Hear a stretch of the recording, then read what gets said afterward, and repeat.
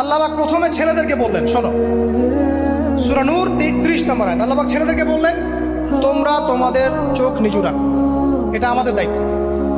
প্রত্যেকটা ছেলের দায়িত্ব বেগানা মেয়েকে দেখলে চোখটা কি করবে, নিচু করবে।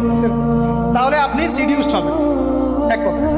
2 নাম্বার, আল্লাহ পাক আমাদেরকে বললেন, তোমরা তোমাদের লজ্জাস্থানকে হেফাজত করো। কাদেরকে? আমাদেরকে, মানে ছেলেদেরকে। প্রথমে আল্লাহ পাক ছেলেদেরকে বললেন, চোখ নিচু করে রাখো, লজ্জাস্থানে হেফাজত করো। ঠিক আছে? সূরা বানী ইসরাঈল আল্লাহ পাক বললেন, জিনার ধারের কাছেও যেও না, ধারের কাছেও যেও না। আল্লাহ পাক আরো বললেন, যদি কেউ জিনা করে ফেলে সূরা নূরে, তাহলে তাকে 100টা বেত্রাঘাত করতে হবে। কয়টা? 100টা, এবং 1 বছরের জন্য তাকে বহিষ্কার করতে হবে।